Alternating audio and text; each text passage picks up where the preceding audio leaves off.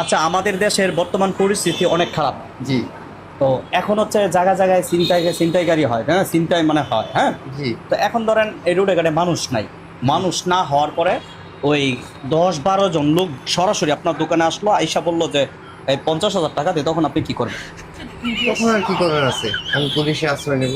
না, আপনি তো এখন সামনে সরাসরি পুলিশের আশ্রয় নিতে পারতেছেন না, আশেপাশে তো কেউ নাই, না। আপনি ছাড়া আর এই লোকগুলা ছাড়া, তখন তখন আর কি করব, কি করবেন? অপারক হয়ে বসে থাকবো। অপরাধ হয়ে ধরেন আপনার কাছে টাকা নাই, এখন টাকা দিতে পারতেছেন না, তখন ওই আপনারা মাইর দূর করতেছে, তখন তখন মার খাইতেই হবে, মানে মাইর আমি খাইতে, দিতেই পারতেছি না ইয়াতে।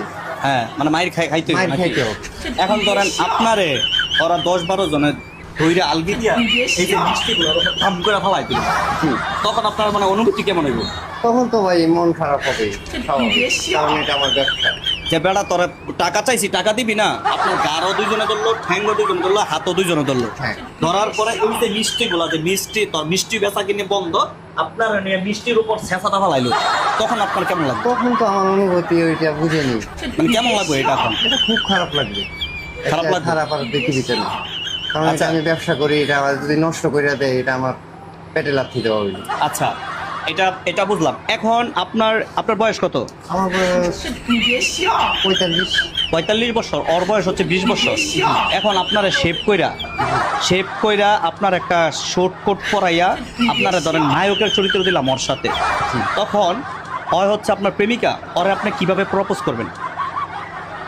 ভাই ওই সম্বন্ধে আমার আইডিয়া না মানে ধরেন ওরে বলে না আই লাভ ইউ, মানে আপনি ওরে কিভাবে বলবেন? না, আমি ওর জীবনে আমি তো করি নাই। করেন নাই, কিন্তু বর্তমানে আমি আপনার শর্ট কোট পরাইয়া চোল টোল লাগাইয়া সুন্দর করে নায়ক বানাই দিলাম, তখন মহিমায় আপনার গার্লফ্রেন্ড, মনে করেন মহিমায় আচ্ছা, গার্লফ্রেন্ড বললাম। ধরলেন, এখন ওরে আপনি কিভাবে বলবেন যে আমি তোমাকে ভালোবাসি? বলেন তো, সুন্দর করে রোমান্টিক কি বলবো, মহিনা আমি তোমাকে ভালোবাসি। পরে তুমি বলো, তুমি কি রিজেক্ট করে দিবা? আচ্ছা, উনি ধরেন আপনারে রিজেক্ট করে দিল যে আই হেট ইউ, তখন আপনি কি করবেন? না, তখন আমার মন খারাপ করে চলে- মানে এইটা এক্সপ্রেশন দেখান, নিচু হয়ে বসে থাকা আছে আর কোনো ব্যাপার।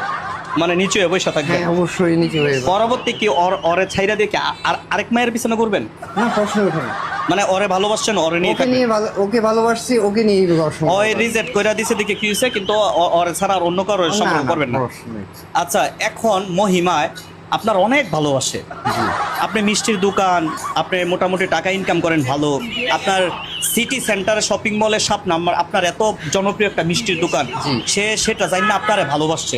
এখন আপনি কি করছেন, আরেকটা মেয়ের সাথে পরকিয়া করছেন, এটা মহিমায় জানছে, জানার পর ধরেন আপনারে আইসা ঠাস করে মনে করেন একটা গালের মধ্যে থাপ্পড় মারলো, স্বাভাবিক।